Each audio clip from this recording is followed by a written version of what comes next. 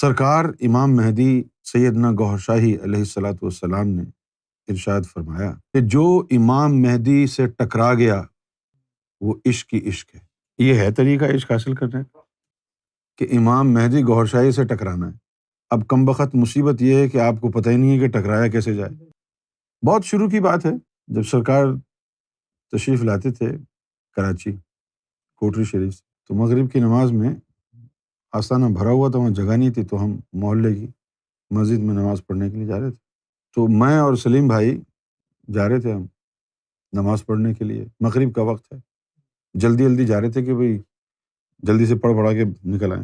اور اب یقین کریں، اچھا یہ کوئی بہادری کی بات نہیں ہے جو میں بتا رہا ہوں آپ کو، اس چکر میں کہ یار دیر لگ جائے گی اور سرکار کے پاس بیٹھنے کا موقع نہیں ملے گا، تو میں نے جتنا بھی وہاں پر نمازیں پڑھیں بغیر وضو کے پڑھ لیتا تھا۔ یا تو وضو کے چکر میں پڑ جاؤ، یا پھر سرکار کی پاس جا کے بیٹھنے کا موقع ملے۔ آپ وضو کرنے میں کم سے کم 5-6 منٹ تو لگیں گے، تو میں تو چلو ہو گئی نماز، چلو۔ پھر بعد میں مجھے یہ بھی خیال آیا، میں یہ سوچا کہ یار آستانے میں اندر جگہ نہیں ہے، مسجد جا رہے ہیں، آستانے کے باہر سڑک پہ کھڑے ہو کے نماز پڑھ لو۔ اس کے بعد تو خیر پھر یہی شروع کر دیا۔ کہنے کا مطلب یہ ہے کہ یہ راستہ ایسا ہے کہ رب کو پانا ہے نا، تو باقی تمام چیزوں کی پرائیورٹی ختم ہو جاتی ہے۔ یہی ایک چھوٹی سی چیز ہے جو میں آپ کو سمجھانا چاہ رہا ہوں۔ سرکار گوہر شاہی سے ٹکرانا کیا ہے؟ اس کے 2 حصے ہیں، ایک ظاہری اور ایک باطنی۔ ظاہری حصہ اس کا یہ ہے کہ سرکار گوہر شاہی کے علاوہ کوئی اور آپ کی پرائیورٹی نہ ہو، کوئی بھی۔ اچھا اب یہ بات جو ہے وہ اس کی تشریح جو ہے ضروری ہے کہ سرکار کو پرائیورٹی کیا بنائیں۔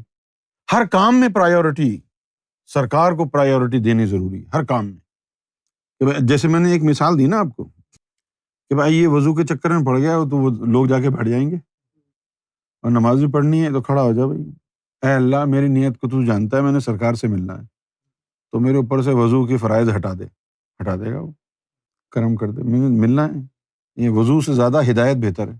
ہر چیز میں پرائیورٹی، ترجیح سرکار کی ذات کو دینی پڑے گی۔ اور باطن میں جو کہ اصل ہے، جو کچھ آپ نے ظاہر میں کیا ہے نا سرکار گوہر شاہی کو ترجیح دے کے، اس کے نتیجے میں پھر اب سرکار کی نظر ہوگی تو پھر عشق کا باطنی فارمولا ملے گا۔ جو آپ نے سرکار کی بارگاہ میں عقیدت کا اظہار کیا ہے، جو اپنی ترجیحات اسٹریٹن اپ کی ہیں، تو اب اس کا جو نتیجہ ہے وہ یہ ہے کہ سرکار کی نظروں میں آ جائیں گے، اور سرکار کی جب نظروں میں آ جائیں گے تو پھر کیا ہوگا؟ سرکار کی جو تصویر ہے وہ دل کی دھڑکنوں میں مکس ہو جائے گی۔ پھر جس طرح اللہ اللہ ٹکراتا ہے آپس میں، نور بنتا ہے، اس طرح پھر سرکار کے جلوے آپس میں ٹکرائیں گے۔ جب وہ جلوے آپس میں ٹکرائیں گے نا تو اس سے عشق کی کشش پیدا ہو۔ میں نے دیکھا ایک دفعہ کہ میرے بہت سارے قلب ہیں، اور ہر قلب کا کام جدا ہے۔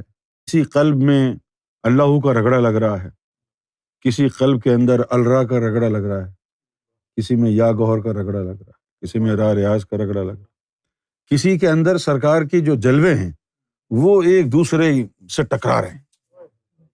اور ایک ایسا بھی تھا کہ جس میں جو سرکار کا جثہ مبارک جس قلب میں ہے وہ دیکھ رہا ہے سرکار کو، اور سرکار دیکھ رہے ہیں اس کو۔ اس میں سرکار کے جثے کی جو تاب کے دل میں ہے، سرکار کی نظریں ٹکرا رہی ہیں، وہ کہلاتا ہے آبشار ریاض۔ یہ ہے عشق۔ بس اوپر جا کے جو اللہ کا عشق حاصل ہوتا ہے، یعنی مقام محمود پہ پہنچ کے جب اللہ کا جلوہ دیکھ کے لطیفہ انعام میں جاتا ہے تو وہ اندر جاتا ہے، تو پھر عشق تیرے اندر آتا ہے نا۔ کیسے آتا ہے؟ وہ اپنے ہی جلوے کو دیکھے گا تو نظریں ٹکرائیں گی نا، اس کی نظر، جلوے کی نظر اور ذات کی نظر آپس میں ٹکرائے گی تو وہ عشق کی کشش پیدا ہوگی۔ عشق کرنا آپ کا کام ہے ہی نہیں، نہ میرا کام ہے۔ عشق کا جوا تو وہ خود کھیلتا ہے آ کے اپنے آپ سے، اپنے جثے سے وہ ذات ٹکرائے گی، خود عشق ہو گیا، خود عاشق ہو گیا، خود ہی معشوق ہو گیا۔ ہم کون ہیں؟ ہم تو صرف دیکھ رہے ہیں کہ یہ ہو کیا رہا ہے۔ انسان تو اس قابل کبھی ہو ہی نہیں سکتا کہ وہ عشق کر لے۔ انسان کہاں، قرآن مجید نے انسان کے بارے میں کتنا خوبصورت تعارف پیش کیا۔ اللہ تعالیٰ فرماتا ہے اِنَّهُ كَانَ ظَلُومًا جَهُولًا، انسان کے بارے میں اِنَّهُ كَانَ ظَلُومًا جَهُولًا، کہ انسان جو تھا وہ ظلمت بھرا تھا اور جاہل تھا۔ یہ ہمارا تعارف ہے، آپ عشق کرنے چلے ہیں۔ عشق وغیرہ انسان کی جو ہے جنسیت میں نہیں ہے۔ بس وہ یہ ہے کہ جس طرح پاکستان میں لوگ اب کرکٹ ٹیم جاتی نہیں ہے نا 8-10 سال سے، تو یو اے ای والوں نے اپنے گراؤنڈز آفر کیے ہیں کہ بھائی یہاں کھیل لو۔ اب سب کو ہو رہا ہے کہ بھائی دبئی میں میچز ہو رہے ہیں، کرکٹ میچز ہو رہے ہیں دبئی، لیکن ان کی اپنی ٹیم نہیں کھیل رہی، باہر والوں کو بلایا۔ اسی طرح آپ ہیں کہ جو بھائی جو عشق کا میچ عرش الہی پر کھیلا جا رہا ہے وہ میرے اندر آ کے بھی کھیل لے۔ جس طرح عرش جتنا پاک ہے تو اپنے دل کو اتنا پاک بنا لے، تو اللہ تعالیٰ جو ہے وہ آپ کے وینیو پر میچ کھیل لے گا۔ بس یہ عشق ہے، اس نے اپنے جلوے سے عشق کرنا ہے۔ ہماری شکل ہے عشق کرنے والی۔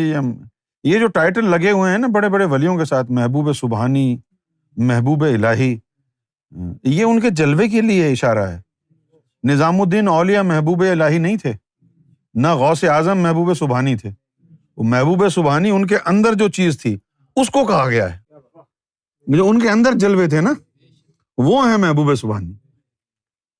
آپ بھی بن سکتے ہیں محبوب الہی، میچ کرا لیں۔ جتنا پاک عرش الہی ہے اپنے دل کو اتنا پاک کر لیں۔ اب آپ یہ سوچیں گے ارے یار یہ کیسی باتیں کر رہا ہے، ہم تو انسان ہیں، عرش الہی کی طرح پاک کیسے ہو سکتے ہیں؟ یہ آپ کا خیال ہے نا، کسی نے آپ کو تعلیم نہیں دی۔ آپ پڑھیں نا، حدیثوں میں آیا ہے کہ قلب مومن بیت الرب، قلب مومن عرش اللہ۔ جب اللہ کہہ رہا ہے کہ مومن کا قلب اللہ کا عرش ہے، تو اب بات تو صرف یہ ہے کہ تو اللہ کے جو اسٹینڈرڈ آف پیورٹی ہے اس تک اپنے قلب کی پیورٹی کو پہنچا دے، اتنا ہی پیور بنا لے اپنے دل کو جتنا عرش الہی پیور ہے، تو اللہ وہاں آ کے رہنے لگ جائے گا۔ تو مختصر الفاظ میں عشق کا کورس یہ ہے، سب سے پہلے اپنی تمام تر پرائیورٹیز اس کو دینی ہے جس سے ہم نے عشق کرنا ہے۔ آپ نے اللہ سے عشق کرنا ہے تو اپنی زندگی میں ساری ترجیحات، ساری پرائیورٹیز اللہ کے لیے کر دیں۔ آپ نے سرکار گوھر شاہی سے عشق کرنا ہے تو آپ ساری پرائیورٹیز سرکار گوھر شاہی کے لیے کر دیں۔ پھر جب ان کی نظر میں آ جائیں گے، ان کی مخلوق آپ کے سینے میں گھس جائے گی، تو وہ اپنے چہرے کو دیکھے گا اور وہ چہرہ آپ کے وجود کے صفحے پر چھپا ہوا ہے۔ جیسے کہ ابھی اس پیپر کی کوئی ویلیو نہیں ہے، بلینک پیپر ہے نا، کوئی ویلیو نہیں ہے۔ اگر اس کے اوپر آپ قرآن یا بائبل لکھ دیں تو پھر لوگ اس کو چومیں گے نا۔ پیپر کو کیوں چوم رہے ہیں؟ پیپر پر قرآن لکھا ہے اس لیے چوم رہے ہیں۔ اسی طرح پھر تیرے ہاتھ چومیں گے کیونکہ اس جسم میں رب کا وجود ہے، اسی لیے تیرے آگے جھکیں گے۔ وہ وہابی دیوبندی کہتا ہے کہ یہ جو ہے ولیوں کے آگے جھک رہے ہیں۔ وہ ولیوں کے آگے کون جھک رہا ہے؟ وہ ولیوں کے اندر جو رب کا جلوہ بیٹھا ہوا ہے اس کے آگے جھک رہے ہیں نا۔ انسان کے آگے کون جھکتا ہے؟ یہ تو چہرے ہیں سارے، کسی کا نام غوث اعظم، کسی کا نام نظام الدین اولیاء، کسی کا نام بابا گرو نانک، کسی کا نام کبیر داس۔ اندر کون ہے ان کے؟ اندر تو ایک ہی ہے، وہی ہے جو گرو نانک کے دل میں ہے، وہی غوث اعظم کے دل میں ہے، جو غوث اعظم کے دل میں ہے وہی محمد رسول اللہ کے دل میں ہے۔ تو جب گرو نانک، محمد رسول اللہ، سرکار گوھر شاہی ان سب کے دل میں وہی ہے، تو پھر رولا کیا ہے؟ رولا تو ہم نے خود ہی پیدا کیا ہوا ہے نا۔